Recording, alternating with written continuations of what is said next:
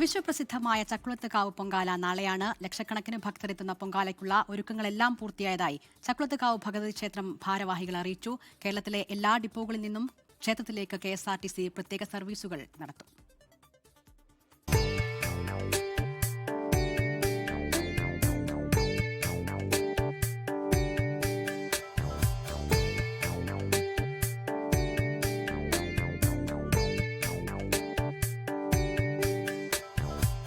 ദക്ഷിണേന്ത്യയിലെ പ്രമുഖ സർവമത തീർത്ഥാടന കേന്ദ്രമായ ചക്കുളത്തുകാവ് പൊങ്കാലയിൽ ലക്ഷക്കണക്കിന് ആളുകളെയാണ് പ്രതീക്ഷിക്കുന്നത്.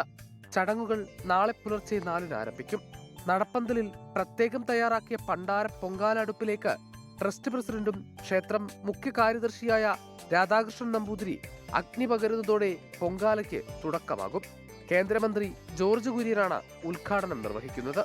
പണ്ടാര അടുപ്പിലെ അഗ്നി പകരുന്ന ചടങ്ങോടുകൂടി ഇതിൻ്റെ ആരംഭം കുറിക്കുന്നതും തുടർന്ന് ഈ പൊങ്കാല മറ്റ് കലങ്ങളുടെ അടുപ്പിലേക്കും അഗ്നി പകരുന്നതാണ്.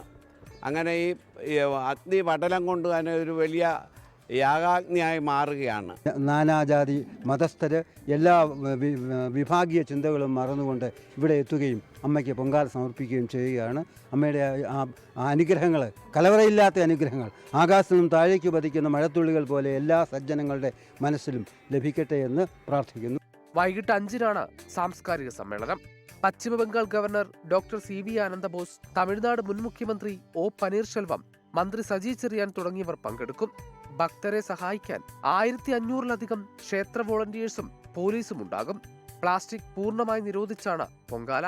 തീർത്ഥാടന ടൂറിസത്തിന്റെ ഭാഗമായി കേരളത്തിലെ എല്ലാ ഡിപ്പോകളിൽ നിന്നും ക്ഷേത്രത്തിലേക്ക് KSRTC പ്രത്യേക സർവീസുകൾ നടത്തും. 24 ആലപ്പുഴ. ലോകത്തെവിടെയായാലും ഏത് സമയത്തും 24 വാർത്തകളും ഓഗ്മെന്റഡ് റിയാലിറ്റി പാക്കേജുകളും എക്സ്പ്ലെയിനറുകളും വിശദമായി കാണാൻ ഞങ്ങളുടെ YouTube ചാനൽ നിങ്ങൾക്ക് സബ്സ്ക്രൈബ് ചെയ്യാം.